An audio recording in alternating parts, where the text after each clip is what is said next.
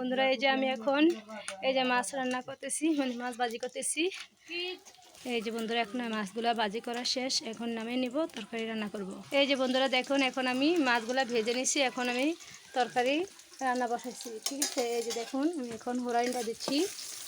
তো বন্ধুরা আমি এখন আলু দিয়ে টমেটো দিয়ে কই মাছ রান্না করব। এই যে বন্ধুরা এখন আমি এটাকে হোরাইনটা বসাবো। স্বাদ অনুযায়ী আমি আদা রসুন বাটা দিয়ে দিলাম। এই যে আমি এখন একটু পানি নিয়ে দিলাম। তো বন্ধুরা আপনারা সাথে থাকুন।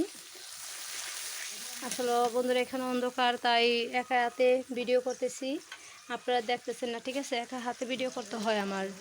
এই যে বন্ধুরা এখন আমি স্বাদ অনুযায়ী একটু মরিচের গুঁড়া আর স্বাদ অনুযায়ী আমি হলুদের গুঁড়া, স্বাদ অনুযায়ী লবণ দিয়ে, এই যে দেখুন আমি এখন স্বাদ অনুযায়ী একটু হলুদের গুঁড়া দিয়ে দেব, স্বাদ অনুযায়ী মরিচের গুঁড়া দিয়ে দিলাম।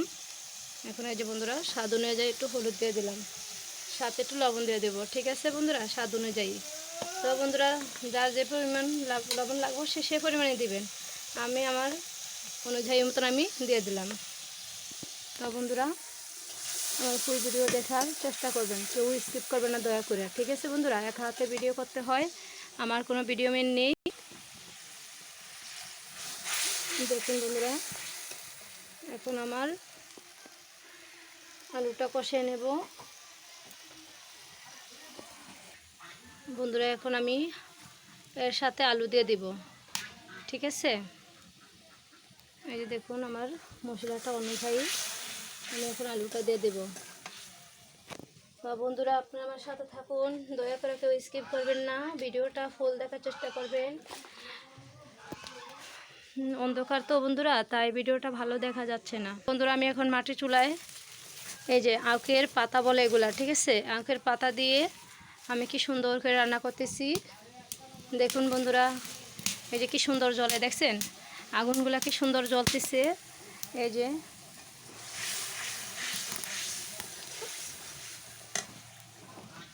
আপনারা আমার সাথে থাকবেন, কেউ স্কিপ করবেন না। এই যে আমি এখন আলুটা দিয়ে দেব।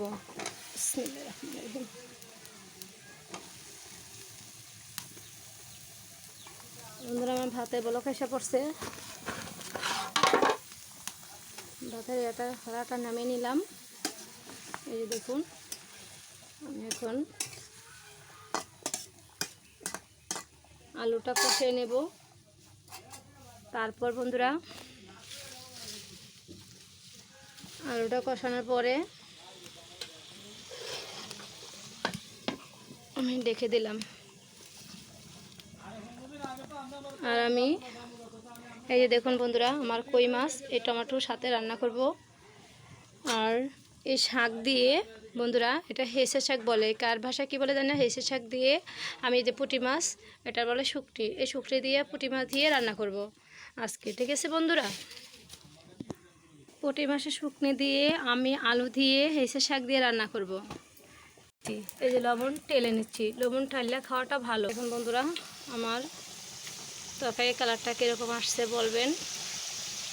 তো দেখবেন কি সুন্দর গ্যান্ডারি আছে না, ওই যে আখ বলে না, আখ, এই যে আখ, ওগুলা মানে পচা আখ, এটা পুরাই আমরা আঙ্গাইতেছি। দেখেন কি সুন্দর জ্বলতেছে, দেখছেন আখ খাওয়া যায়, আখের রসও খাওয়া যায়, আখ ফালানি যান। দেখুন বন্ধুরা এখন আমি একটু জল দিয়ে নিলাম, এটাকে ভালো করে কষাবো।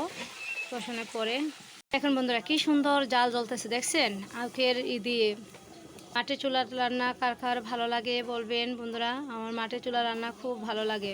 এই যে দেখুন বন্ধুরা আমার তরকারি এখন রান্না শেষ, এখন আমি তরকারিটা ঢেলে নেব। তো আমার তরকারিটা ডালার পরে আমি আরেকটা তরকারি আনবো, সেটা হচ্ছে এই যে শুকনো মাছের শাক। তো বন্ধুরা আমি ভিডিওটা বেশি বড় করব না, ঠিক আছে, তো আমি ভিডিওটা বেশি বড় করব না। তো আমি এখন তরকারিটা ঢেলে নেব।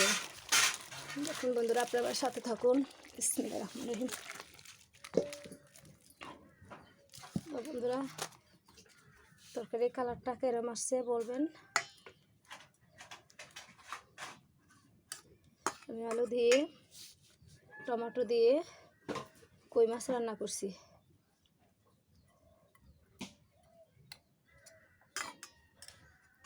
বন্ধুরা আমি জল কম খাই, তাই জল রাখি না বেশি।